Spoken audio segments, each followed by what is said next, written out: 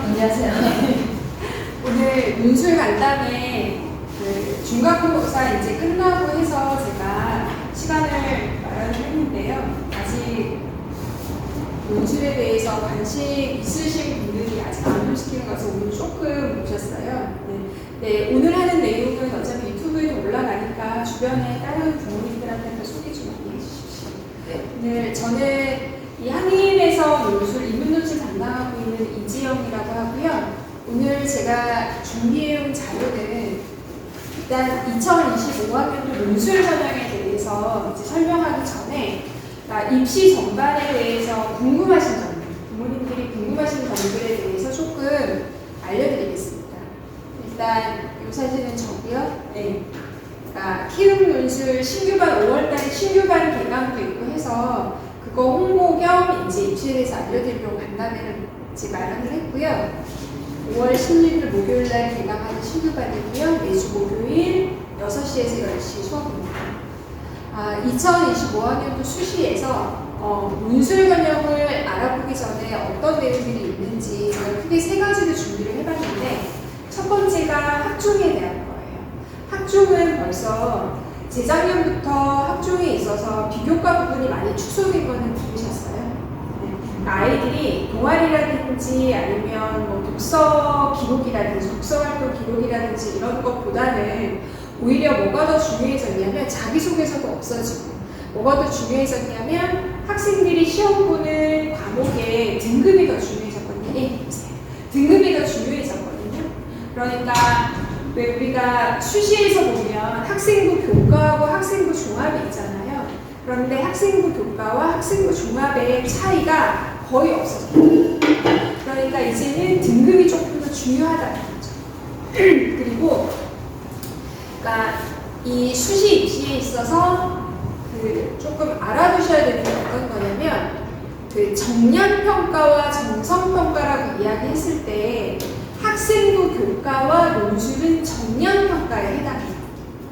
그러니까 아이들이 교과 내신 등급을 어떻게 받았는지 그 숫자만 가지고 합격자와 불합격자를 따지는 게 학생부 교과고, 논술 같은 경우에는 수능 최저를 맞췄는지를 보고 그 다음에는 사실 논술 성적을 가지고 평가하는 거니까 정량평가에 해당한다면, 학생부 종합전형은 정성평가이거든요. 이 얘기를 왜 드리냐면, 대학에서 아이들이 다니는 학교가 어떻게 내신이나 학교 활동을 하고 있는지에 대해서 이미 파악하고 있다는 거예요. 좀 더 쉽게 말씀드리면 일반고와 특목자사고 사이에 차이가 있다는 거거든요. 네, 차이가 있는데 그거를 발표할 수가 없어요, 대학에서.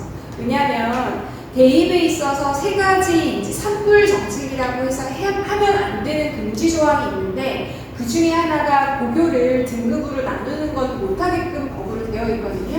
그런데 제가 이 대학에서 수시로 학생을 뽑은 지가 지금 20년이 넘었는데, 저도 학원계에 들어와서 입시를 담당한 지가 20년 가까이 돼가거든요. 그때부터 벌써 대학들이 각 고등학교의 자료를 모으고 있기 때문에 똑같은 내신이라고 하더라도 일반고 안에서 어떤 일반고에 있는 아이의 내신과 이쪽 일반고에 있는 아이의 내신이 동일하게 평가되지는 않는다, 학생부 종합에서는. 그렇기 때문에 특목 4사고 같은 경우에는 사실은 일반고에 비해서 내신 받기는 좀 더 어렵잖아요. 그런데 더 낮은 내신의 아이들이, 일반고에 비해서 더 낮은 내신의 아이들이 합격을 하는 거는 사실상 대학에서 고등학교의 특성에 따라서 일종의 보정을 해준다는 게 학생부 종합의 특징이에요. 네. 그래서 오히려 이렇게 학종으로 들어가는 게 학교에서의 내신 등급이 나오지 않으면 조금 더 어려워졌다는 게 첫 번째 특징이고요. 어머님 혹시 안 추우세요? 안 추우세요? 혹시 에어컨 꺼도 될까요? 저는 좀 추워요, 지금. 22도로 너무나 추운데 이따가 더우면 제가 다시 켜겠습니다. 그리고 두 번째는 여기 이제 하얀 글씨로 잘 안 보이는데, 논술 전형에서의 내신 비중이 사실은 실질적으로 내신 비중이 그렇게 크지는 않아요. 그런데 겉으로 드러날 때 뭐 논술이 60이고 내신이 40이다 근데 우리 아이가 내신이 별로 안 좋다 그러면 그 대학에는 지원하면 안 되는 거 아닌가 이렇게 생각을 하시잖아요. 그런데 일단은 내신 비중이 낮아져서 논술만 100%로 뽑는 대학이 올해는 더 많이 늘어났다는 거. 제가 이따가 정리한 자료를 보여드릴 거고 나눠드린 자료에도 그게 나와 있긴 하거든요. 근데 사실상 내신 비중이 조금 높게 책정된 대학들도 내신의 극간의 점수차를 보면 그렇게 크지는 않아요. 그러니까 우리가 이렇게 이제 일반적으로 보자면 내신이 1등급, 2등급인 학생들은 사실은 논술 전형에 별로 도전하지 않거든요. 내신이 1등급, 2등급인 학생들은 어디에 도전할까요? 학생부 교과나 학생부 종합에 도전을 해서 그렇죠. 그러니까 내신 3등급, 4등급, 5등급, 6등급까지 아이들이 논술 전형이 가장 많기는 해요. 가장 많기는 하고 그리고 요 3, 4, 5, 6등급은 특정 대학교, 예를 들어서 숭실대 그리고 여대들 중에서는 서울여대는 내신의 등급 간 격차가 조금 있긴 하거든요. 거기는 이제 점수로 차이가 나요. 예를 들어서 3등급하고 4등급의 차이가 마이너스 1점, 마이너스 2점 이런 식으로 난다면 다른 대학들은 사실은 100점 만점으로 하면 0.2점, 0.4점 이렇게 차이가 나기 때문에 내신의 실질 반영률은 그렇게 높지는 않아요. 네. 오히려 그러면 내신이 불리한데 무엇로 이제 뒤집을 수 있냐, 논술 실력으로 뒤집을 수 있다라는 게 제가 논술 선생이기 때문에 그런 것도 있지만 실질적으로도 그 요강 같은 것도 꼼꼼히 보시면 그렇게 나오거든요. 그래서 어쨌든 논술에서는 생각보다 내신 비중이 높지 않다. 수시라고 하면 무조건 내신이 좋아야 된다고 생각하는데 그렇지 않은 유일한 전형이 논술 전형이고요. 물론 9등급 내신은 어려울 수 있어요. 그리고 8등급이나 9등급은 감점이 좀 커져요. 수시에서도 논술 전형에서도. 하지만 대부분은 그렇게 크지 않다라는 점. 그리고 세 번째가 이제 문제인데 이게 문이과가 통합이 되면서 수학 점수가 안 나오잖아요. 그쵸? 아시죠?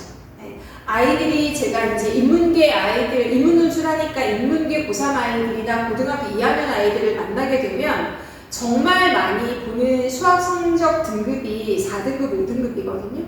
그런데 솔직히 4등급, 5등급 수학 등급을 가지고 있는 친구들이 공부를 안 한 건 아니에요. 네. 공부를 하긴 했어. 자기 나름대로 열심히 했지만 어떤 대학에 가고자 하는 수험생들 전체의 기준으로 보면 등급이 안 나오는 거잖아요. 이건 내신도 마찬가지거든요.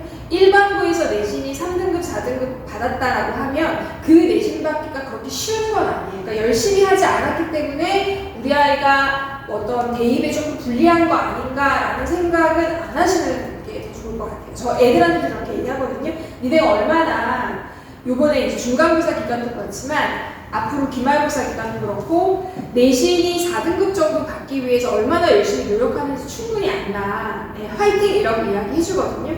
근데 어쨌든 문이과가 통합되면서부터 수학이 안 나오는 건 아이들은 열심히 하지만 어쨌든 팩트이기 때문에 그리고 수학이 잘 안 나오면 대학 가기가 조금 어렵긴 해요. 네, 그래서 그러면 문과 학생들이 절대적으로 불리할 수밖에 없다. 그러니까 제가 일주일의 절반 정도는 여기 이제 고3 아이들을 담당을 해서 입시 논술을 하고 있지만 일주일의 절반 정도는 저기 중등의 미래탐구라고 저희 타임교육안에 있는 거기서 입시연구 소장을 하고 있는데 거기에서 만나는 애들을 보기는 약간 자연계가 거의 대부분이거든요. 앞으로 대학을 갈 때 자연계열로 갈 애들이 90% 이상인데 걔네가 엄청나게 수학 선행을 많이 빼요. 네. 그러니까 심지어 고등학교 3학년 때 배울 거를 중학교 3학년 때 이미 여러 번 반복하고 올라가는 애들이 있으니까 수학은 한번 이렇게 벌어지면 요거를 따라잡기가 어려워요. 그러니까 고등학교 때가 되면 그러니까 학교 다니는 시간도 바꾸고 이러니까 수학에만 집중할 수가 없잖아요. 그러니까 문과 애들이 이제는 문과, 인문계열로 대학 가는 게 어려울 때 그럼 어떻게 해야 되냐? 사실은 그거는 인문계열로 대학을 가려면 인문논술밖에 없다라는 게 결론이긴 해요. 네. 왜냐하면 인문논술은 교차 지원하기가 조금 어렵습니다. 네. 왜냐하면 자기가 자연계열로 가려고 해, 자연계열로 가려고 했는데 성적이 여의치 않아서 논술로 하면 정시 수능으로 가는 것보다 좀 더 잘 갈 수 있을 것 같아서 인문계열로 논술 지원을 하려고 한다고 하더라도 아이들이 수학이나 과학을 잘하는 애들이 인문논술에 글을 잘 쓴다라고 보기는 어려울 수 있거든요. 네, 그래서 그런 부분이 좀 있다. 그렇게 이제 말씀드리고요. 요 자료는 제가 제 수업 듣는 친구들, 오늘도 이제 제 수업 듣는 학생의 어머님도 오신 걸로 알고 있는데, 요거는 이제 내일 아이들이 돌아오거든요. 기말고사 끝나고 요 자료를 나눠줄 거예요. 그전에는 그냥 구두로 아이들한테 얘기해줬는데, 직접적으로 보여줘야지만 이제 이거를 좀 머릿속에 가긴 하더라고요. 이거는 평균 등급이라고 보셔야 돼요. 문제는 조금 더 복잡해지는데, 평균 등급으로 국수, 영, 탐구 두 개의 평균 등급이 이 정도면 이 정도의 대학을 갈 수 있다. 근데 문제는 수학의 비중이 높은 대학은 여기를 가기가 조금 어려울 수 있어요. 일단 보면 1등급, 평균 1등급을 보면 영어를 1등급으로 기준으로 했을 때 국어, 수학, 탐구가 평균 1등급이면 서연고를 가는 거는 맞고요.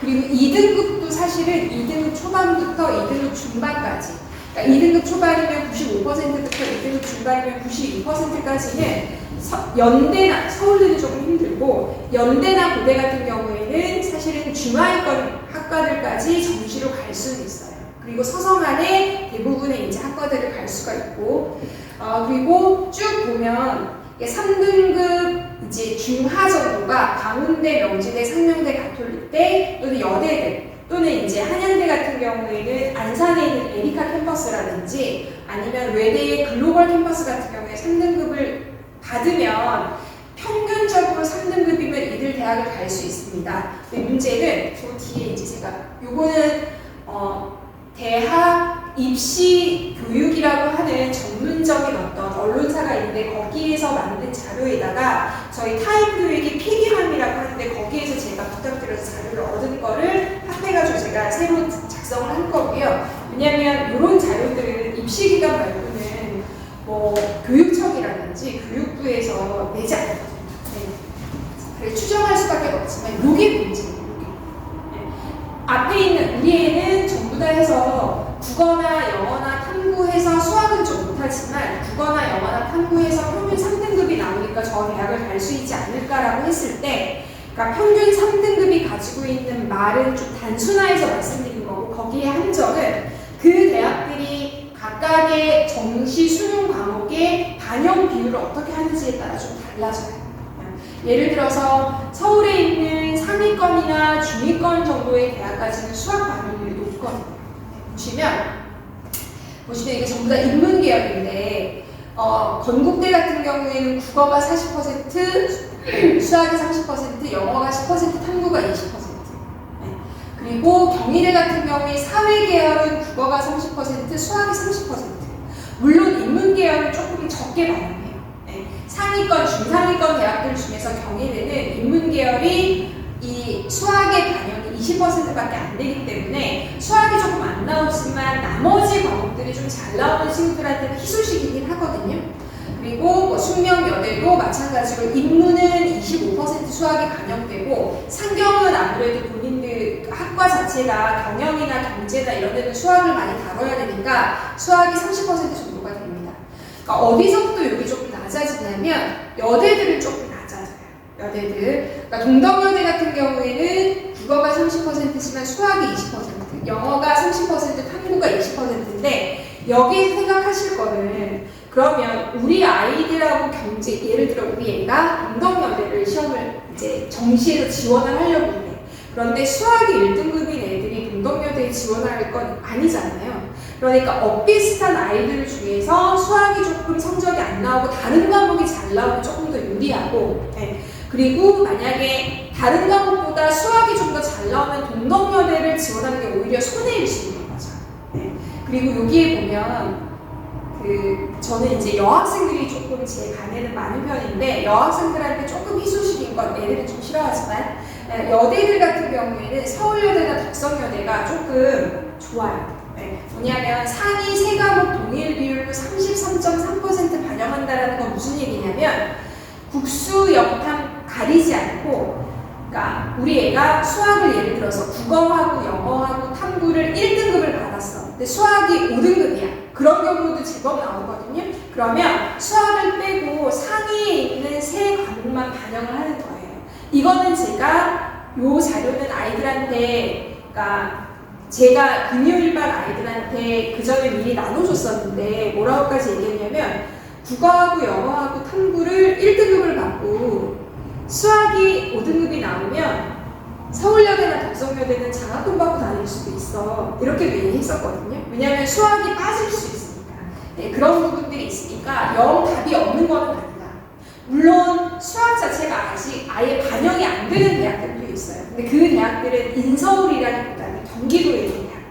네, 그런 대학들이 좀 많고 요것도 사진으로 찍으셔도 돼요. 이거는 제가 여기 저희 학님의 입시 상담 센터가 있거든요. 거기 센터장님이 정리하신 자료를 받아서 주로 이제 제 수업을 듣는 친구들이 여대들도 많고 중위권 대학이나 중하위권 대학들이 많아서 그 대학들을 중심으로 조금 정리를 해갖고 온 거고요. 상위권 대학은 이 건대나 서강대 정도라고 생각하시면 돼요. 그래서 수학 기준이 30%, 40%까지 올라간다 이렇게 생각을 하시면 되고, 여기에 보면 탐구 반영도 정신대도 한 과목만 반영하는 대학, 두 과목 반영하는 대학이 대부분이고 한 과목 반영하는 대학들도 있어요. 네. 그래서 이게 정시로 들어갈 때, 왜냐하면 수시에서 유일하게 정시랑 같이 발맞춰서 가는 전형이 논술 전형이거든요. 수능 최저 조건을 맞춰야 되니까. 물론 수능 최저 조건을 요구하지 않는 대학들도 있지만 수능 최저 조건을 맞추는 게 아이들이 원서 쓰는 데 있어서 훨씬 더 유리하거든요. 왜냐하면 실질 경쟁률이 낮아지기 때문에 그래요. 그래서 그런 부분들을 해서 감안하시면 될 것 같습니다.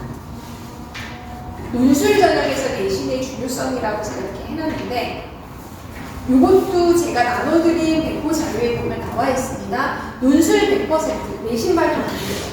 내신 반영 안 하고 수능 최저 조건하고 논술로만 아이들을 뽑는 학교들. 그러니까 연대가 있고요. 고려대가 이제 신설됐다는 건 아시죠? 고려대가 원래 논술을 보다가 한 10년 정도 논술을 폐지했다가 다시 복원을 했는데, 고대는 그 내신이 문제가 아니에요. 수능 최저가 너무 높은 게 문제지. 그렇게까지 높였는지 모르겠지만 아마 그렇게 되면 지금 4합 8 정도로 되어 있는데 고대가 그렇게 되면 실질 경쟁률은 한 자리 숫자일 거예요. 뭐 5대1이나 4대1이나 그렇게 떨어질 가능성이 높습니다. 네, 그리고 성대, 이대, 경희대, 외대, 건대, 가천대, 덕성여대, 동덕여대, 연대, 미래 캠퍼스, 고려대, 세종 캠퍼스, 항공대가 전부 다 내신 반영을 안 하고요. 논술이 90%고 내신이 10%인 학교들이 한양대, 홍익대, 숙명여대 이렇게 되어 있는데, 사실은 한양대는 내신을 반영하지 않는 것과 마찬가지라고 보셔도 될 것 같아요.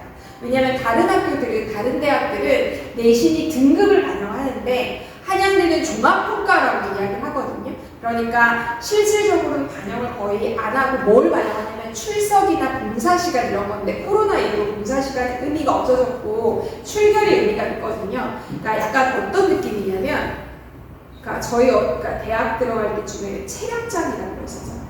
체력장은 사실 거쳐주는 점수잖아요. 그죠? 그러니까 340점 만점 중에서 320점이 시험이고 20점이 체력장인데, 체력장은 선생님들이 달리기 할 때 막 시계도 늦게 두고 그런다고 하는데 그것과 비슷하게 그냥 점수를 주기 위해서 만든 거라고 보시면 되고, 여기 지금 하나가 빠졌는데 상명대가 올해 논술을 처음 실시하거든요. 제가 논술 시작한 지가, 논술은 20년 정도가 됐고, 그리고 이제 입시 시작한 지는 20년 가까이, 한 15년 이상 된 것 같은데, 상명대는 처음으로 논술을 시행하는 학교예요. 근데 여기에 이제 상명대가 들어간다는 거죠. 그리고 논술 80, 내신 20, 서강대, 가톨릭대, 여기에 제가 가톨릭대 10, 중앙대 5, 동국대 10 이렇게 되어 있는 건 뭐냐면, 상위 10개 과목의 내신만 반영을 한다. 상위 5개 과목의 내신만 반영을 한다. 그러면 우리 아이들이 예를 들어서 내신에서도 수학이 잘 안 나왔어. 근데 나머지 과목들이 좀 잘 나왔어. 그러면 잘 나온 상위 과목, 반영하는 과목들 중에서 내신 등급이 잘 나온 것만 뽑아가지고 반영을 한다는 거니까 실질적으로 내신이 훨씬 더 떨어지겠죠.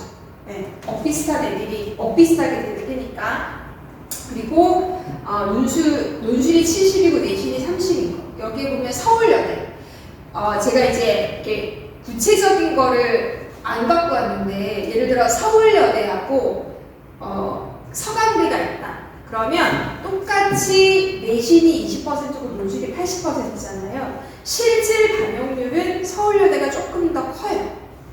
똑같이 이제 겉으로 드러난 거는 서강대가 논술 80, 내신 20으로 서강대와 서울여대가 똑같다고 하더라도 3등급과 4등급, 4등급과 5등급, 5등급과 6등급의 급간 차이는 서울여대가 조금 더 커요. 그러니까 서강대는 아까 말씀드린 것처럼 예를 들어서 3등급이 19.5점이야. 그러면 4등급은 19.2점, 0.2점 정도 차이가 난다면 서울여대는 3등급이 18점이야. 그러면 4등급은 16점 정도로, 그러니까 앞에 거는 0점 몇 정도로 차이가 나지만 서울여대는 점수로 이렇게 차이가 나서 그거는 조금 의미가 있어요. 그렇게 의미가 있는 대학이 어디냐면 서울여대하고 숭실대 정도가 내신이 조금 그러니까 등급의 차이가 의미가 있고 나머지 대학들은 그렇게 큰 의미가 없다고 볼 수 있습니다. 네.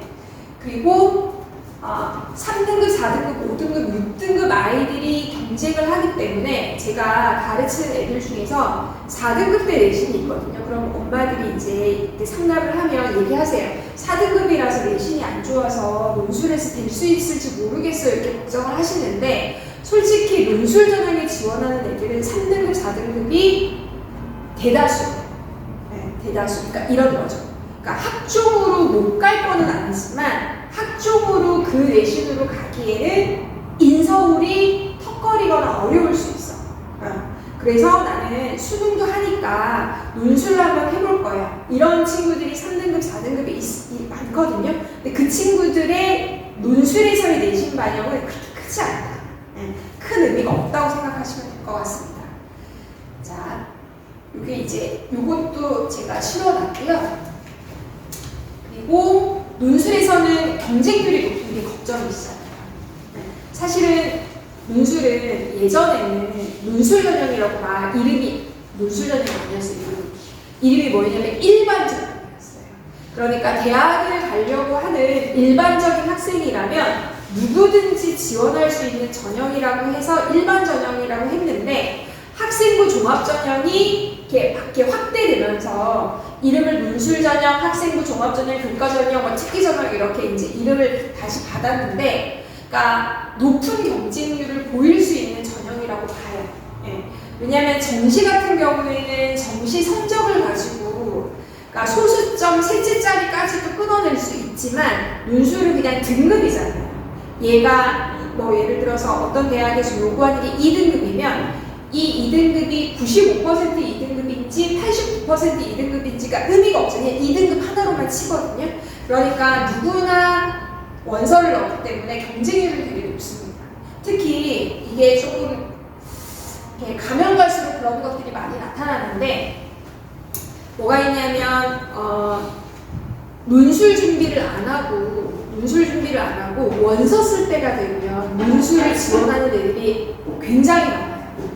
오히려 논술을 겨울방학 때부터 또는 1학기 때부터 조금 늦게 여름방학 때부터라도 시작하는 애들보다 9월달에 막상 수시를 쓰려고 보니까 자기의 내신으로 갈 수 있는 거는 인서울은 없어.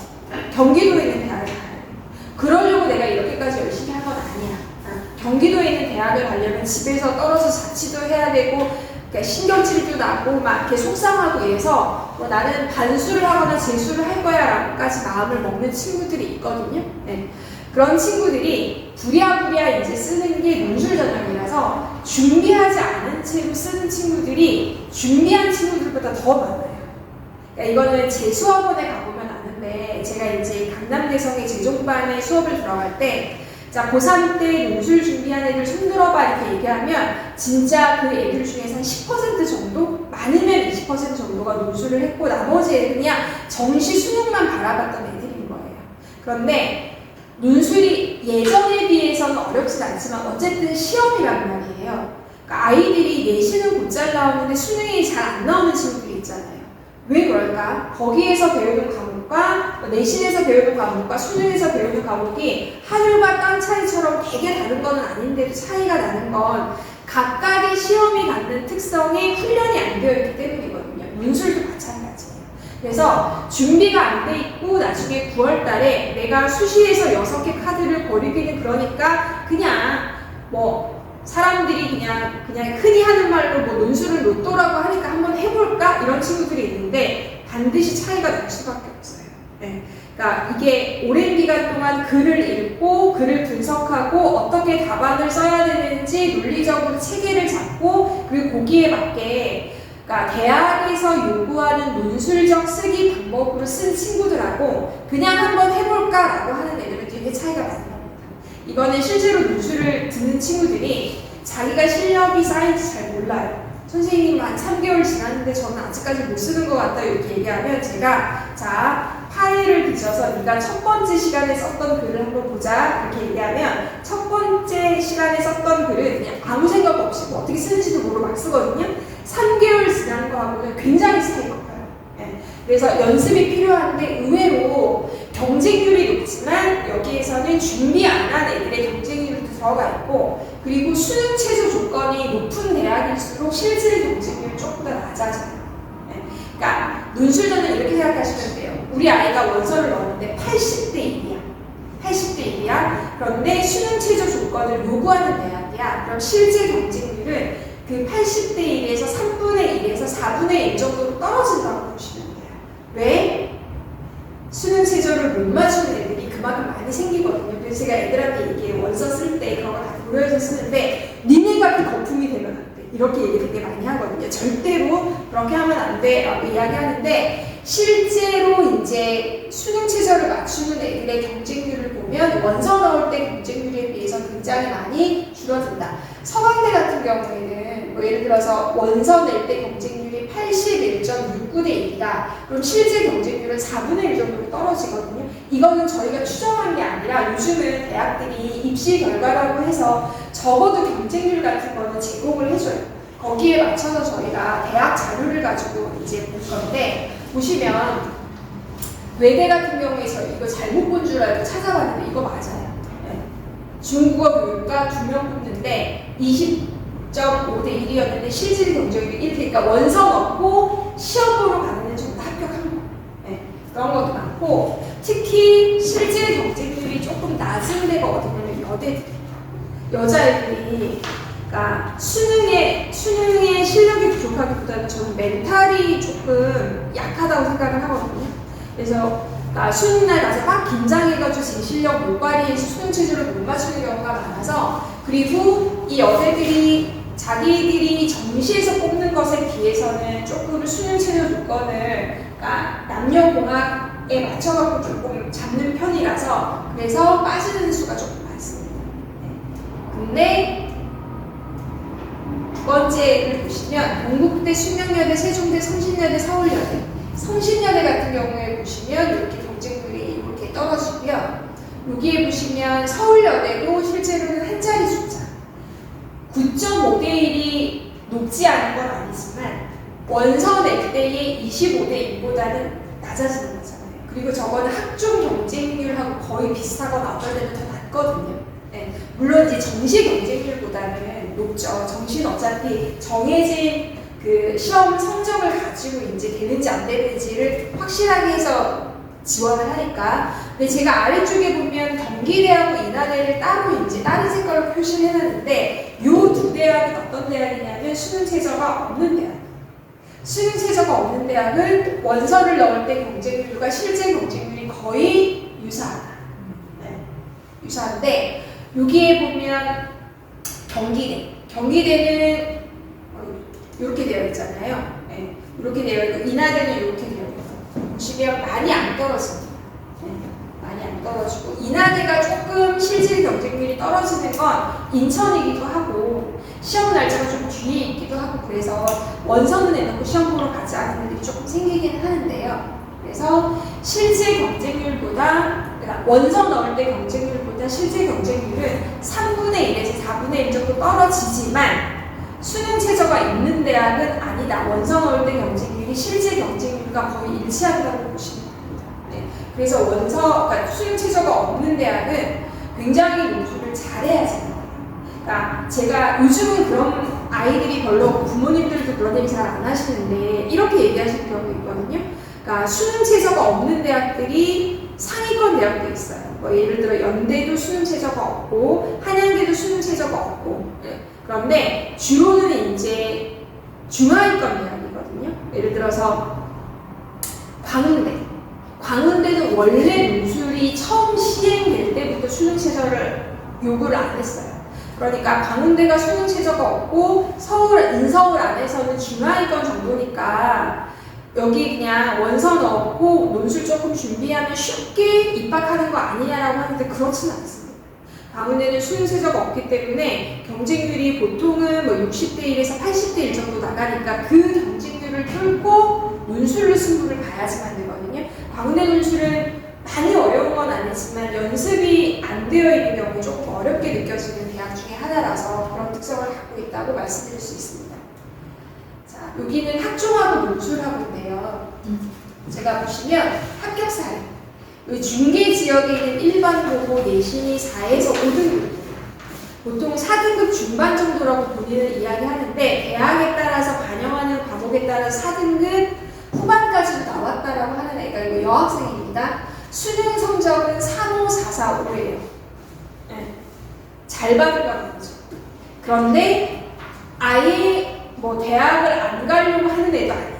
어쨌든 나름대로 열심히 했으니까 열심히 했는데 좀 늦게 열심히 한 거지. 네. 고등학교 1학년 때부터 바짝 자기는 수능으로 뭐 대학을 가겠다 이런 마음을 먹으니까 약간 애매한 친구. 내신도 4등급이면 여기가 여학교인데 내신도 4등급이면 엄청 열심히 내신 기간을 한 거고 수능도 이 정도면은 수학이 좀 안 나와서 그렇지 안 한 건 아닌데 이 친구. 근데 이 친구는 그러니까 학생부는 도서부 활동이나 문헌정보학 중심으로 했는데 본인이 원하는 것 자체가 문헌정보학 예전에 도서관학과라고 했었던 그 학과를 원했었거든요. 이 친구가 합격을 한 데는 한쪽으로 들어간 거는 명지대하고 대신대 문헌정보학 문헌정보학과들이 의외로 없거든요, 별로. 거기에 들어갔고 논술로 들어간 건 서울여대 문헌정보학. 얘가 조금 늦게 시작했네요. 얘가 제가 이따 합격자 사례도 나오는데 얘가 여름방학 때부터 5월부터 여름방학 때 5월부터 시작했던 것 같아요. 5월부터 시작을 해서 여름방학 때 제반으로 온 친구거든요. 근데 자기가 논술을 조금 늦게 시작하고 논술 막상 해봤더니 좀 어려우니까 어떻게 해야 되냐면 이제 뭐 숙제 내주고 이런 게 있는데 엄청나게 열심히 해야 된다. 그러니까 숙제 이외에도 교재에 보면 그냥 수업하고 같이 한번 이렇게 읽어보고 이해하고 넘어가는 게 있는데 그것도 꼬박꼬박 자기가 쓰기를 해가지고 오더라고요. 그래서 유진이라는 친구인데 그러니까 얘가 합격했다라고 얘기했을 때 제가 넌 합격할 만하다. 좀 늦게 시작해서 합격할 만하다. 왜냐면 제가 늦게 시작하면 앞에 시작한 애들보다 쓰기에 대한 양이 그리고 질이 조금 낮으니까 그걸 극복하기 위해 더 많이 해야 된다라고 했을 때 진짜 제 말을 철석같이 믿고 되게 열심히 했던 애거든요. 네. 그래서 합격을 한 친구고 제가 상담을 할 때 고등학교 3학년 애들 상담을 할 때 이건 중계 지역의 일반 고고요. 내신이 3등급 정도가 되는데 수능 모의고사는 국어 4등급, 수학 5등급, 영어 2등급, 탐구 3등급 이렇게 나오는 애거든요. 이런 애들도 제가 가르치는 애들 중에 되게 많아요. 그러니까 논술은 곧잘 하는데 국어가 4등급 나온 애들이 굉장히 많습니다. 근데 보면 대부분 느려요. 네. 느리고 원래 수능이라고 하는 거 빨리빨리 치고 그 다음 문제로 넘어가야 되는데 얘들이 보통 느리기도 하지만 애들이 착해요. 그래서 중간에 어려운 문제가 있잖아요. 그럼 시험 끝나고 난 다음에 고민하면 되잖아요. 근데 시간 중간에 그거를 못 넣고 그 다음으로 못 넘어가고 전전긍긍해요. 그러다가 뭐 왜냐면 이렇게 차례대로 풀어야지만 된다라고 자기도 모르게 가지고 있는 그런 고운 심성의 아이들. 그래서 논술을 쓰는 걸 보면 얘가 국어가 2등급은 나와야 되는데 결과는 4등급이 나와요. 그런 친구들이 논술을 준비하는 친구들한테 되게 많은데 얘도 전형적인 그런 친구고요. 왜냐면 영어 2등급을 나오는 걸 보면 언어에 대한 능력이 없는 건 아니고 그리고 열심히 하는 친구긴 하거든요. 네. 이 친구들, 그러니까 학생부는 그냥 평범하거나 그냥 보통 이제 요즘에 학생부가 비교과가 많이 반영되지도 않지만 자기가 뭔가 학종으로 들어가기 위해서 뭔가 다른 활동을 열심히 한 건 아니다 라고 했을 때 이 친구한테 학종으로 지원할 때는 보통 단국대나 명지대나 경희대 국제캠퍼스, 네. 아니면 성신여대나 덕성여대를 이제 그러니까 지원하게끔 하는데, 논술로는 사실은 조금 더 상향해서 쓸 수 있어요. 논술 같은 경우에는 여기에 보면 영어하고 탐구해서 두 개 합이 5가 되니까 경희대, 건국대, 동국대, 숙련여대 모두 다 가능하거든요. 네. 그 다음부터 뭐 싸웁니다. 3등급이면 사실 논술 전형에서는 오히려 탑 내신이란 말이에요. 1등급, 2등급 어차피 논술에 잘 안 오니까. 네. 그러면 얘가 이제 할 거는 논술을 어떻게 쓰는지. 왜냐하면 여기 중에서 동국대를 빼고 경희대나 건대나 숙련여대는 논술이 쉽지는 않아요. 네. 논술이 조금 어려워서, 어렵다고 하는 거는 모든 아이들한테 어려운 건 아니고, 논술을 한 3개월 이상 한 애들한테는 이 정도면 내가 해볼 만은 하지만 쉽지는 않다. 근데 논술을 연습을 안 해보고 원서만 넣은 애들한테는 이게 도대체 무슨 말이야? 이렇게 할 정도의 난이도? 네. 그래서 그렇게 이제 하는 대학들이라고 볼 수 있고, 특히 건대나 숙대는, 그러니까 건대는 논술 자체가 쓰기가 조금 깊이 있어야 되지만 숙련여대는 읽는 지문 자체가 조금 어려워요. 요즘에 논술은 지문이 대부분 교과서라든지 아니면 수능 특강에서 나오게끔 되어 있어서 조금 쉬운데, 숙련여대나 숭실대나 서강대나 이화여대 같은 경우에 여전히 외부에서 이제 가지고 온 자료로도 내기 때문에 조금 어렵습니다. 네. 그래서 이렇게 되어 있고요. 그래서 제가 여기 이 꼭지를 준비한 이유는 학생부 종합전형과 논술 전형을 비교를 해서 수시에서의 지원 전략을 짜야 된다. 네. 그러니까 애들이 이제 3월달 개학하고 나면 학교에 이제 담임 선생님하고 상담을 하고 온단 말이에요. 그러니까 애가 내신이 4등급이야. 제가 아까 말씀드렸잖아요. 4등급이면 못하는 건 아니에요. 못하는 거는 아니지만, 그러니까 4등급으로 학종으로 어디 가려고 생각을 하면 인서울은 조금 어려워. 4등급 내시는 분은. 그런데 3학년 선생님이 논술로 붙는 애들이 얼마큼 있다고 논술 준비하냐. 중간고사, 기말고사 1학기 성적 올려가지고 학종으로 가보자라고 이렇게 희망을 던지신단 말이에요. 근데 사실은 3학년 때는, 그러니까 미반영되는 과목들도 3학년 1학기 때가 더 많아요. 진로 선택 과목 같은 경우에, 그런 경우는 대학에서 반영을 했을 때 아주 조금 반영을 하거나 아예 수시에서 반영하지 않는 대학들도 있고 하거든요. 그리고 그 안에서 내신을 4등급 받았다면 3학년 때 와서 그게 뒤집힐 일은 없잖아요. 1학년 때 안 되고 2학년 때 안 되는 3학년 때 와서 갑자기 내가 내신을 1등급을 받는다, 그런 경우는 없거든요. 네. 그런 경우는 없는데, 그러니까 학교에서는 사실은 논술은 학교 업무가 아니라 학교 외 업무라고 보시는 거예요. 그러니까 학생부 교과나 학생부 종합으로 계속적으로 아이들한테 얘기하시는데, 그래서 이제 제가 애들한테 상담하면서 뭐 다른 거 물어본 건 없어 그러면 대부분 아이들이 선생님 앞에 가면 얌전하게 듣고만 오잖아요. 예를 들어서 길동아 너는 4등급이고 논술로 들어간 네 선배들은 없어. 왜냐면 논술은 전체에서 인서울에서 논술을 뽑는 대학은 9.4%밖에 안 되니까 100명 중에 10명만 논술로 들어가는 거니까 실제로 적은 수긴 하거든요.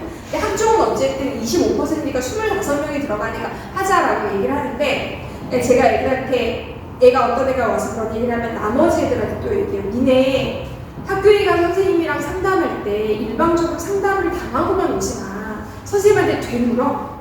선생님 그러면 제 내신으로 선배들이 어느 정도 대학을 갔어요? 이렇게 물어봐. 그러면 4등급이면 아까도 보셨지만 대진대나 신한대, 요즘은 아이들이 수시 때 자기들이 갈 수 있는 대학을 찾아오더라고요. 대진대나 신한대 정도예요. 네. 아주 잘 가면 그거보다 이제 위에 있는 대학을 갈 수는 있지만 대부분은 그 정도를 가는데, 너 그거에 만족해? 만족하면 논술 안 해도 돼라고 얘기합니다. 너 그거 만족하면서 뭘 골아프게, 수능하는 것도 골아프게 논술까지 안 해도 돼. 근데 그게 아니라면 선생님한테 저는 거기에 만족 못하니까 논술 할래요 말을 해야지. 네 외부에 조건에서 10%밖에 안 뽑는 전형이긴 하지만 너한테는 논술 전형이 90% 이상의 의미가 있는 전형이라면 해야 되는 거지. 그리고 한 친구들과 안 한 친구들의 차이는 되게 크니까 마음을 다시 다잡고 와 저기 이야기 하거든요. 그래서 그런 것 때문에 이제 제가 학종하고 논술이 어떤 차이가 있는지를 준비를 해가지고 왔고요. 정시와 함께 준비하는 수시는 논술이라는 거. 이거 논술 수능 최저 조건인데 요거는 제가 나눠드린 자료에 들어가 있습니다. 들어가 있고요. 네.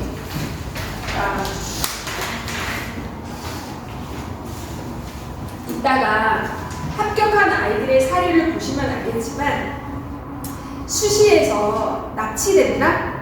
왜 수시 납치라고 하잖아요. 사실은 수능이 되게 잘 나와가지고 수능 정시로 들어가면 더 위에 있는 대학을 들어갈 수 있는데 수시에 괜히 뭐 내놔가지고 그러니까 빼도 박도 못하게 원서를 이미 내놨으니까 후루룩 이렇게 납치되는 경우가 있는데 사실 그런 수시 납치가 일어나는 거는 수능이 평균 1등급 대 아이들이 제일 많아요. 1등급 대 아이들이 많고 사실 논술 전형에서 준비하는 애들과 합격하는 애들은 거의 대부분 대학에서 요구하는 수능 체제 조건에 딱 맞춰가지고 수능이 나오는 경우가 대부분이에요. 그것도 안 해서 실제 경쟁률을 떨어뜨려주는 아이들도 훨씬 더 많고요. 네, 그래서 보시면 이렇게 되어 있고요. 자, 고대는 올해 복원하면서 조금 높게 잡기는 했습니다. 경희대 같은 경우 여기 한의대고요. 경희대는 여기 이하고 여기 이렇게 있습니다. 그리고 수능 최저가 없는 대학은 연대, 한양대가 최상위권 대학이라고 한다면 가톨릭대, 경기대, 광운대, 단국대, 상명대, 수원대, 아주대, 인하대, 한신대 이렇게 되어 있고요. 수능 최저가 없는 대학 중에서 논술이 조금 쉬운 대학은 가톨릭대가 조금 쉬운 편이에요. 가톨릭대가 좀 쉬운 편이고 상명대도 올해 이제 논술을 처음 한다고 하긴 하는데 대학 측이 발표한 자료에 따르면 정통적인 논술이 아니라 약술형 그러니까 단답형, 서술형처럼 이렇게 간단하게 하는 그런 거라고 볼 수 있고 나머지 대학들은 그렇게 쉽지 않습니다. 예를 들어서 단국대 같은 경우에 단국대가 죽전으로 옮기면서 대학 레벨이 조금 떨어지긴 했어요. 옛날에는 국민대, 순실대, 단국대였는데 요즘은 국민대, 순실대, 세종대 순으로 이제 정시에서는 배치표상이 나오는데 단국대는 저는 단국대가 그렇게까지 인기가 떨어질 필요는 없는 대학이라고 보거든요. 왜냐하면 대학이 좀 크잖아요. 종합대학이기 때문에 대학에 들어가서의 어떤 그러니까 아이들이 이렇게 저렇게 활용해 볼 수 있는 제도가 조그만한 대학보다는 훨씬 더 많이 마련되어 있고 그리고 뭐 요즘에 지금 21세기에 지금 아이들이 성인이 됐을 때 그런 부분이 많이 약화되긴 했지만 학연이라는 것도 좀 있잖아요. 근데 단국대가 제가 대학 들어갈 때만 해도 괜찮았거든요. 네. 그래서 그런 부분들이 이제 그러니까 기성세대에 있으면 서로 연결되는 부분도 있고 해서 단국대가 저는 괜찮다고 보는데 레벨이 좀 떨어지는 게 좀 아쉽긴 한데 단국대 논술은 사실은 논술을 3개월만 해서는 조금 버거울 수 있어요. 단국대는 논술이 조금 어렵습니다.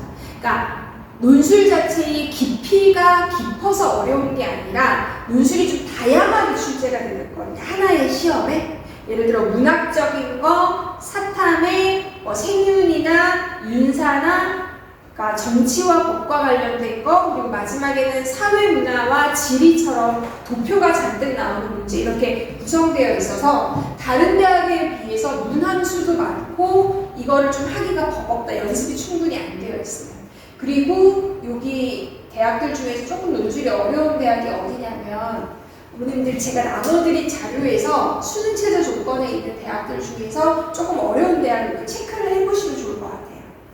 어디가 어렵냐면 고대는 이제 나와 봐야지는 알지만 고대는 원래 논술이 엄청 쉽지는 않아요. 고대는 조금 어려운 편이고 성대는 생각보다 그렇게 어렵지 않습니다.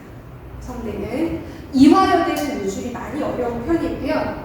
그리고 중앙대는 논술이 어렵진 않지만 까다로워요. 그리고 차례대로 할게요. 서강대 같은 경우에 논술이 조금 어려운 편이고요. 홍익대 어렵습니다. 외대는 논술이 어렵지 않아요. 아까 성대가 별로 어렵지 않다고 말씀드렸듯이 외대도 어렵거나 어렵지 않다라고 말씀드리는 건 뭐냐면, 그러니까 성균관대나 외대의 논술은 그러니까 답안이 명확하게 정해져 있어요. 글을 잘 쓸 필요가 있는 게 아니라 답안이 명확하게 결정되어 있는 걸 자기가 정확하게 잡으면 조금 글쓰기가 좀 엉성하더라도 합격할 수 있는 반면에 서강대나 이화여대는 글쓰기 자체도 조금 들어갈 만큼 좀 깊이 있게 문제가 나와서 어렵다고 볼 수가 있고요. 동국대는 좀 쉽습니다. 네, 외대랑 좀 비슷한 결이라고 볼 수 있고, 건대, 경희대, 숙명여대, 순실대는 조금 어렵습니다. 네, 어렵고요. 그리고 세종대는 세모. 네, 많이 어렵진 않지만 막상 애들하고 수업을 해보면 애들이 좀 어려워하는 그런 특성을 가지고 있고, 그리고 항공대는 요즘 어렵습니다. 덕성여대, 동덕여대는 어렵지 않은데, 그렇게 많이 어렵지 않은데 성신여대는 어려워요. 여대들이 원래 남녀공학 애들보다 논술이 조금 어렵습니다. 이화여대가 어렵고, 숙명여대가 어렵고, 성신여대가 어렵고, 서울여대는 어떤 논술을 3개월 한 아이들의 입장에서 보자면 평균적인 난이도. 네. 3개월 이상 안 했다 그러면 서울여대 논술이 이거 어떻게 쓰지? 뭘 물어보는 거야? 이렇게 헤맬 수 있지만 3개월 이상 한 애들은 이거 이렇게 묻고 이렇게 분석하는 게 맞나? 이렇게 해볼 여지가 있는 대학이 서울여대. 서울여대랑 비슷한 데가 어디냐면 경기대나 강원대가 그렇고요. 연대는 논술이 어렵습니다. 연대가 내신도 반영 안 하고 수능 최저 조건도 없고 무조건 논술로만 100%에서 뽑겠다라고 하는 건 그만큼 논술에서 아이들을 변별할 자신감이 있다라는 거거든요. 그래서 논술이 그러니까 좀 한글로 되어 있는 부분이 어렵기도 하지만 좀 다양하게 나오기도 해요. 영어 제신이 굉장히 긴 영어 제신이 나오기도 하고 수학적인 사고를 요구하는 문제가 들어가기도 하고 그리고 이제 그냥 인문 논술 기준으로 봤을 때에도 훨씬 더 논리적인 분석이 어려운 게 나오는 게 연대고요. 한양대는 연대랑 조금 다릅니다. 근데 어떻게 다르냐면 우리가 어머님 논술 이러면 그런 거 있잖아요. 애들이 글을 잘 쓰고 평상시 글을 잘 읽고 그러니까 뭐 이렇게 시사적인 부분에 대해서 관심이 많고 아는 시사 상식이 많고 그러니까 우리 애가 뭔가 어른스럽게 글을 잘 읽고 잘 쓰고 시사 상식도 많고 이런 애들이 논술에 적합한 거 아니야? 라는 고정관념이 있으시잖아요. 그 고정관념이 여전히 통하는 데는 한양대. 한양대는 옛날의 전통 방식의 논술처럼 조금 깊이 있게 그리고 뭐 구체적인 사례를 요구하는 경우도 있어서 시사 상식에도 조금 밝아야 되고 조금 깊이 있는 글쓰기가 필요한 대학이라고 볼 수 있고요. 그리고 아주대나 인하대도 논술이 그렇게 쉽지는 않아요. 네. 자, 그런 특징이 있다라는 거 말씀드리고 요거는 합격생이 정하는 제 논술인데 한번 보시면 여기 동국대 법학과에 들어간 남학생입니다. 남학생이고 얘는 최종 결과는 이렇게 나왔어요. 수능 점수 16434. 멋있죠? 얘 어디 다니냐면 동성고 다니는 애예요.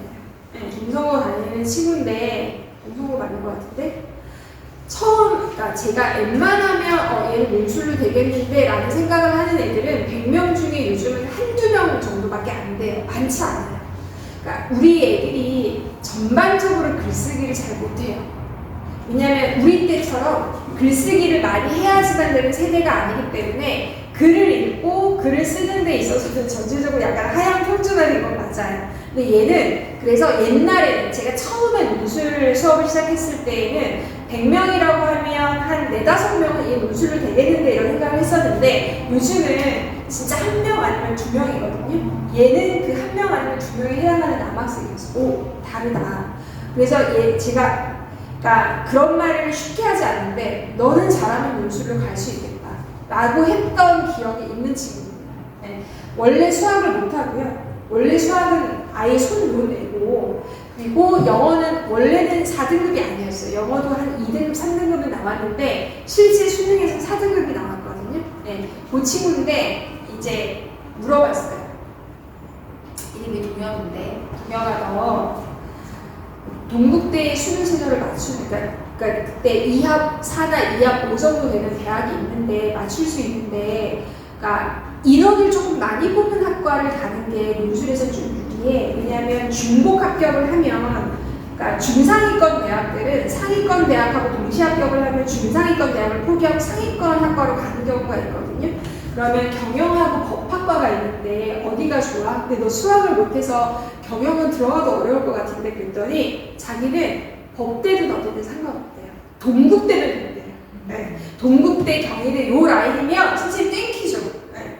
그러니까 그래서 그때 이제 그래서 얘가 뭐라고 얘기하냐면 입시 상담에 도움이 됐다라고 하는 게 바로 그것 때문이에요. 그럼 너 법학과 가자. 네. 해서 법학과 가가지고 야 법대 나온다고 해서 다 법조인 하는 거 아니고 뭐 예를 들어서 영어 영문학과 나온다고 해서 전부 다 문학하는 거 아니고 영어 선생님 하는 거 아니고 뭐 이렇게 영어로 살아가는 거 아니니까 하자 해서 했던 친구고요. 이 친구 여기는 동국대 통상학과에 들어간 친구인데 얘 사촌 언니가 저한테 이제 배워가지고 한양대 사회학과를 논술로 들어갔어요. 수능 최저가 없어진 첫 해. 네. 그래가지고 이제 소개해준 친구인데 여기 보시면 수능 점수가 33311이에요. 저는 엄청 혼났거든요. 왜 사탄만 해? 제가 그랬어요. 아니 왜 사탄만 해? 도대체 왜 사탄만 해? 33311이면 국수형도 학기에 따라서 나올 수 있는데 왜 사탐을 1등급을 받고 국수형을 3등급을 받고 와 이렇게 자소리를 되게 많이 했었는데 얘가 어떤 애냐면 전형적으로 느리게 수학은 원래 수학머리가 좋아서 수학 점수는 좀 나왔는데 국어는 논술 쓰는 거 보면 잘 쓰거든요. 항상 느려. 수업 시간에 쓰는 것도 다른 애들보다 느려. 근데 숙제도 꾸역꾸역 해가지고 근데 정말 얘는 파이널 때까지도 시간이 끝난 다음에 원고를 내기로 지금 좀 속이 탔었어요. 그러니까 그렇게 느리니까 국어가 3등급이 나와요. 원래는 1, 2등급 나올 정도로 국어 공부도 열심히 하고 실력도 되는데 이게 느린 거는 기질적인 거라서 아무리 제가 옆에 잔소리 한다고 잘 안 바뀌거든요. 그래서 그런 친구였다. 얘도 이제 합격을 해서 여기는 서울여대 문헌정보학 이거 아까 전에 그 친구 네, 그 친구 얘는 진짜 열심히 하는 애였어요. 되게 그러니까 좀 버겁긴 했거든요. 왜냐하면 여름방학 때 저희 반으로 왔으니까 여름방학 때는 학생들도 바쁘지만 저희도 바쁘거든요. 수업시간도 많고 애들도 많이 늘어나고 그래서 바쁜데 막 안 내준 숙제를 자기가 해오는 거잖아요.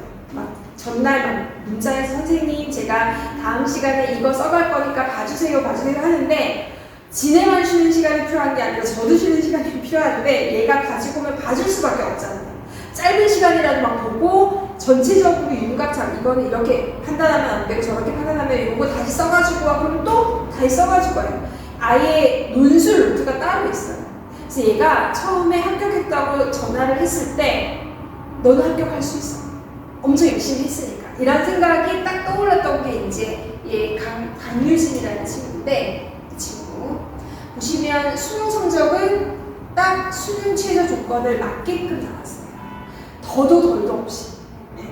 그러니까 논술 전형에서는 특히 제가 이제 주력으로 가르치는 아이들이 중하위권 대학을 이제 그러니까 최고는 경희대나 숙명여대 이런 대학들, 동국대 이런 대학들도 있지만 아래쪽에 여대를 목표로 하는 학생들이 많아가지고 수능 최저를 딱 맞추는 경우가 진짜 많고 다행이에요. 그렇게 맞출 수 있다는 게 그렇게 했던 친구라고 볼 수가 있고요. 네 번째 사례는 여기도 서울여대 불어국문학과입니다.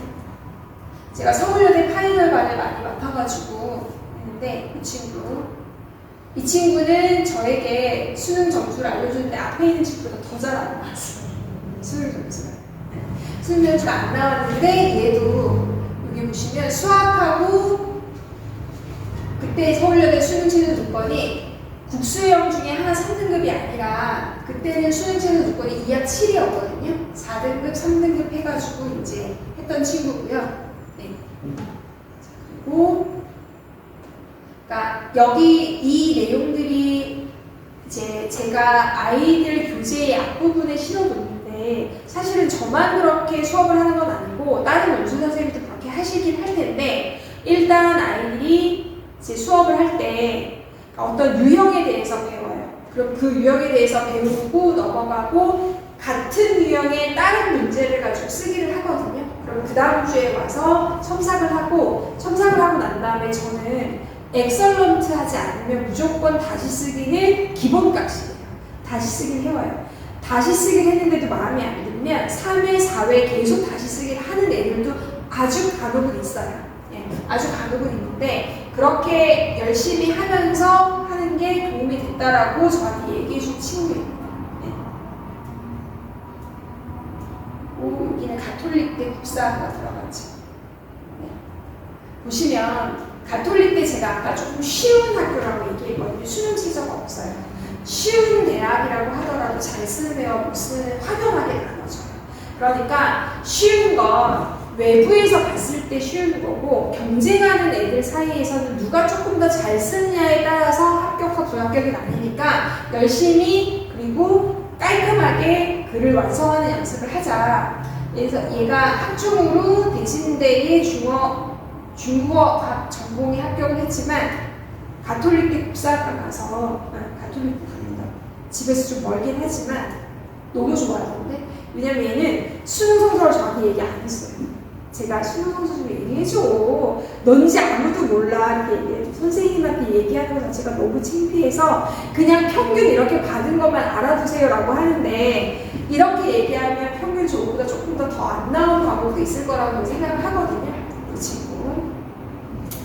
그리고 이 친구는 남학생인데 얘가 되게 기억에 남는데 단국대 경영학과 합격했고요.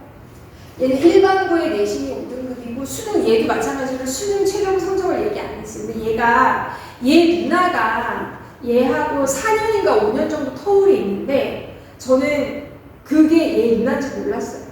근데 학부모 상담을 하려고 어머님 전화번호를 입력을 하는데 이미 있는 이름인 거예요.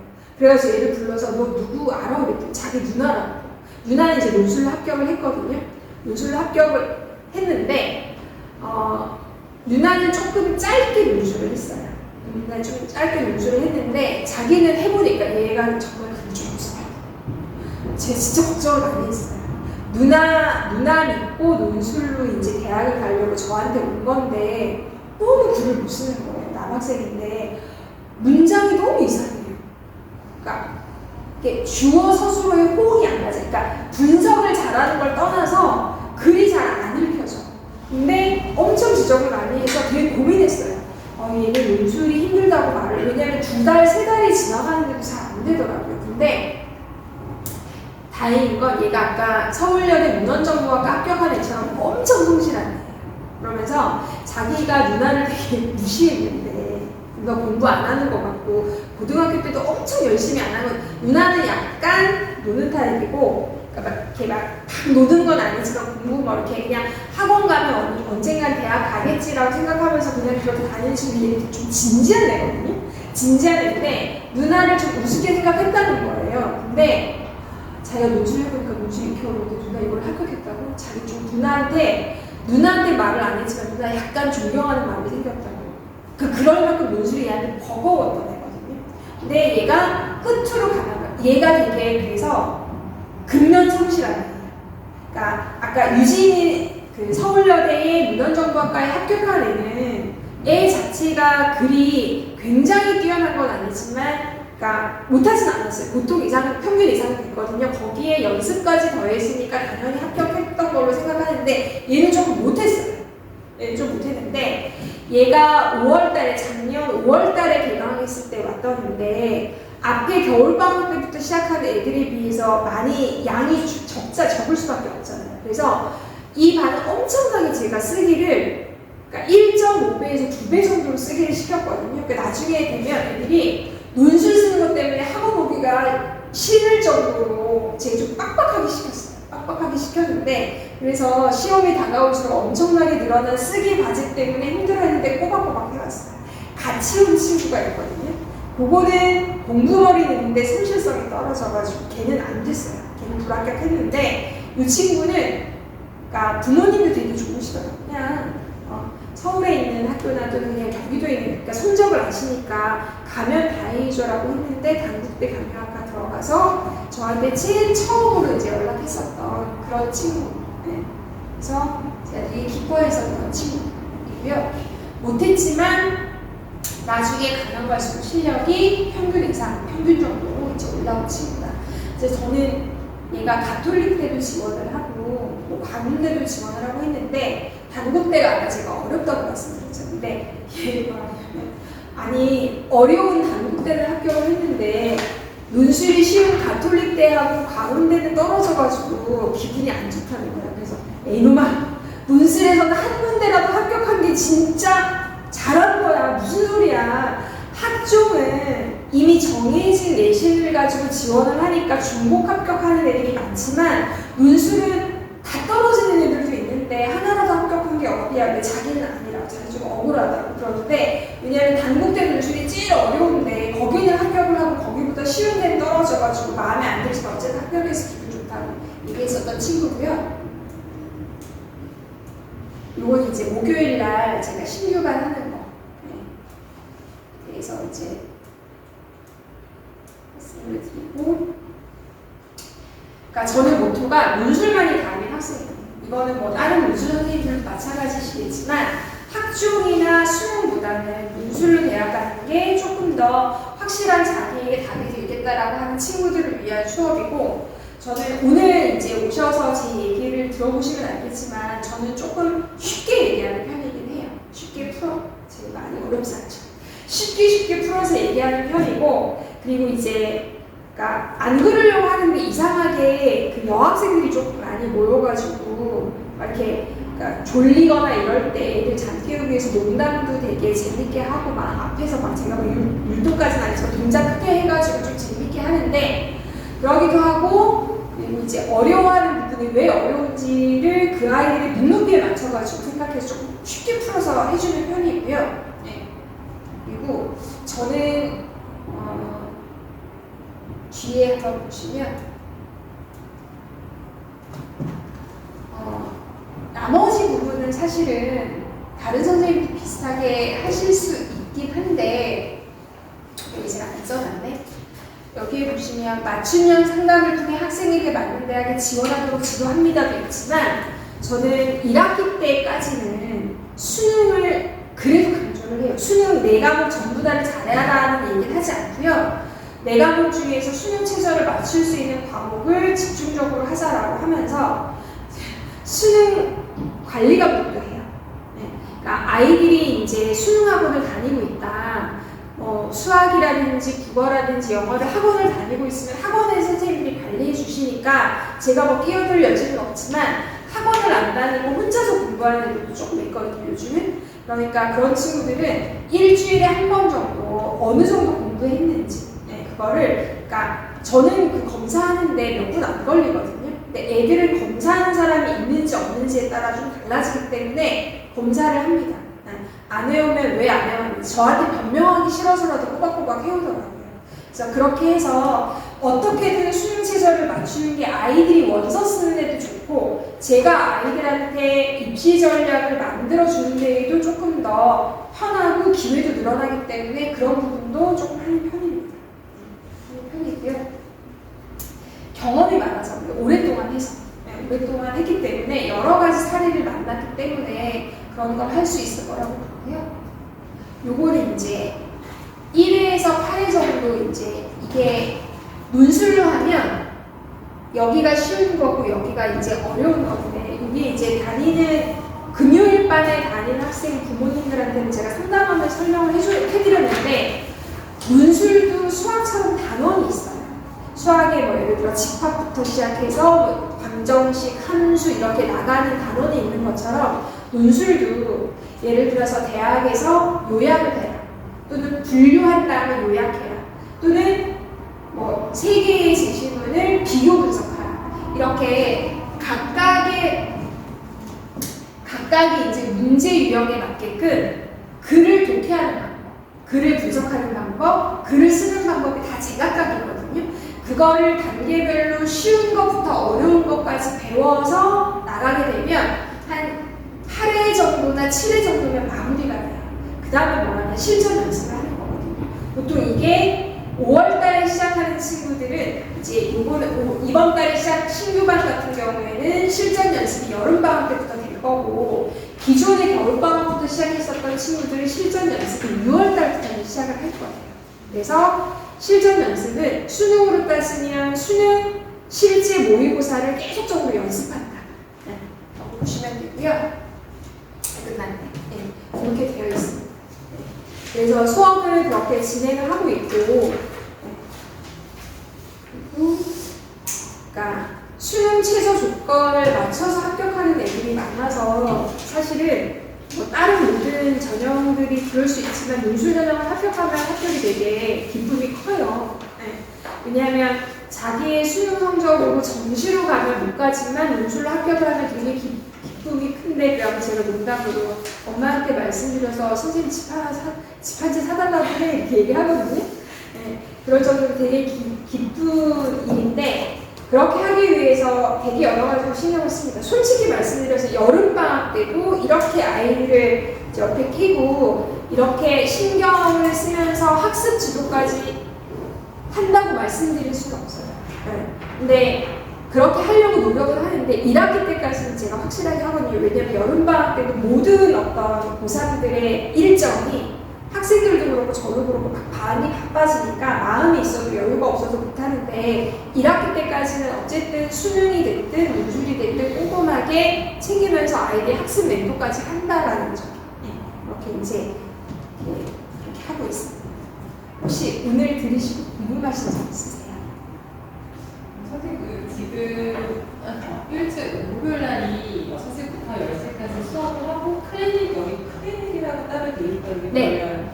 수업 시간을 또 따로 내야 되는 거예요? 아니요, 그런 건 아니고, 그러니까 어떤 경우가 클리닉이 있냐면, 그러니까 왜 아까 그 단국대 경영학과 간 친구처럼 답이 논술로 안 나오는데 이런 친구들이 있어요. 근데 그런 친구들도 그러니까 끼고 1대1로 끼고 설명을 해주면 알아듣고 고쳐지는 경우가 있거든요. 그러니까 주로는 이제 주말, 그러니까 아이 주말이나 제가 이제 중등 업무 때문에 사실 중계에 꽤 자주 오니까 시간이 맞으면 주중이라도 학생들하고 시간을 맞춰서 부족한 부분이 있으면 그 부분, 네. 아니면 논술 클리닉은 그러니까 논술이 부족하거나 쉽게 따라오지 못하는 애들을 1대1로 좀 가외식으로 제가 조금 더 보강해서 설명을 해주는 건데, 그거 말고 상담이 좀 많아요. 필요에 따라서 클리닉이 필요에 따라서 그렇죠. 예. 필요에 따라서. 그러니까 잘 따라오는 애들은 클리닉이 필요 없을 수 있어요. 오히려 그거 시간 내는 게 좀 어려울 수도 있는데, 제가 봤을 때 얘는 이래서 안 되게 답이 안 나오겠다 싶으면 부르기도 하고, 본인들이 아까 말씀드린 것처럼 3월 달에 돼가지고 담임 선생님하고 상담하고 오면 막 눈빛이 흔들리면 선생님 상담 좀 해주세요. 이렇게 하면 수업 시간 앞에 부르기도 하고요. 시간이 낮으면 그게 안 되면 따로 시간을 낮춰서 이제 1대1로 상담하는 거죠. 또 질문 없으실까요? 진짜 저희 아이도 정말 여기서 처음에 논술만이 답이고 처음에 기초부터 딱 기본기 없이 그냥 처음부터 딱 하려는 학생이라서 걱정이 많이 되고 정말 왕관 기초로 이렇게 처음부터 이렇게 해도 가능한지 누구나 처음에는 좀 어려워요. 논술은 다행히 모두 다 처음 시작할 때 기초가 없어요. 저희는 엄청 느리고 또 여학생이긴 한데 예, 엄청 느리고 엄청 성실을 보장하는데 그럼요. 그러니까 논술은 빠른 것보다는 성실한 게 훨씬 더 중요해요. 그래서 이제 그게 좀 걱정되는 부분이 있긴 한데 선생님 말씀 들어보니까 네. 그래서 일단 그러니까 왜냐면 이렇게 단순하게 생각해 보시면 어머님들도 왜 가끔 뭐 맘카페나 아니면 관련된 친구들끼리 단톡방 같은 거 있잖아요. 거기 뭔가 올릴 때 그냥 처음부터 막 올리면 오탈자도 있고 내가 봐도 이런 거 왜 올렸지 막 이렇게 이불킥 할 만큼의 그런 글들이 올라올 때가 있는데, 아주 중요한 거 같은 경우에 메모장에다가 먼저 써놓고 다시 한번 읽어보고 막 주어 서술어 혹 이런 것도 보고 아 이런 말을 내가 빼는 게 좋겠어 이렇게 하면서 한번 고쳐가지고 올리고 저도 카페에 올릴 때 그렇게 올릴 때가 많거든요. 옛날에 지금 다 실패했지만 다이어트 성공했을 때 다이어트 막 성공담 같은 거 올릴 때 막 주저리 쓴 거예요. 누가 나한테 관심 있는지 있다고 막 주저리 쓴 거예요. 근데 다른 사람 걸 보니까 다른 사람은 주저리 안 쓰고 1, 2, 3, 4 이렇게 5 이렇게 딱딱 정해서 너무 창피한 거예요. 그래서 그거를 다시 삭제를 하고 나도 일목요연하게 사람들이 이렇게 그냥 성공한 기쁨에 막 그 글을 썼다가 이렇게 쓰는 거는 나만 좋지 다른 사람한테 도움이 안 되겠다 해가지고 다시 고쳐서 일목요연하게 썼는데 그러다가 보니까 글이 늘잖아요. 보기에 맞게끔. 근데 아이들의 글도 마찬가지거든요. 그러니까 이거를 계속적으로 하다가 보면 쉬운 글쓰기부터 어려운 문제에 대한 글쓰기까지 계속 하다가 보면 늘게 돼 있어요. 저는 글을 읽고 글을 쓰는 건 시간과 노력을 투자하는 것에 이만큼 비례한 건 없다고 봐요.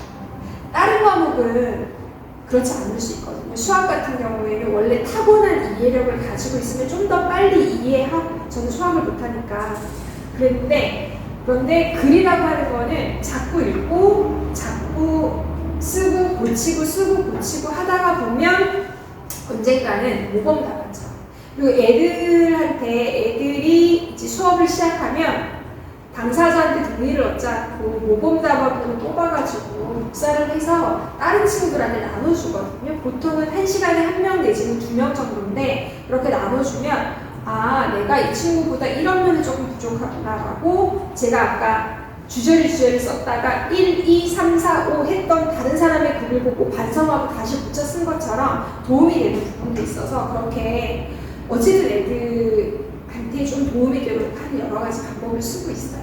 네. 그러니까 게으르거나 저는 애들한테 그 얘기 하거든요. 일주일에 한 번씩 와서 이렇게 글을 쓰라고 억지로 쓰는 거잖아요, 사실. 그러니까 선생님이 쓰라고 하니까 억지로 쓰는 거지 이게 사랑하는 사람한테 쓰는 편지가 아니잖아요. 근데 그거를 일주일에 한 번씩 와서 해내는 은혜가 정말 대단하다, 장하다라는 얘기를 해요. 선생님한테 그렇게 하라고 못할 것 같아. 선생님은 미루다 데드라인이 있으면 막 쓸 것 같은데 니는 어쩌면 이렇게 열심히 하니. 근데 그렇게 하다가 보면 느는데 파이널 때 되면 아까 얘기했죠. 원서 쓸 때 논술을 새롭게 이제 발견하고 원서 쓰는 애들 그런 애들 중에서는 못 버티는 애들 되게 많아요. 그러니까 파이널 수업하면 그 다음날 이제 그날 저녁에 엄마한테 정말 선생님 애가 뭐가 뭔지 하나도 모르겠다는데 어떻게 하죠? 얘기하시는데 사실 파이널 시간에는 그런 걸 가르쳐 줄 수가 없어요.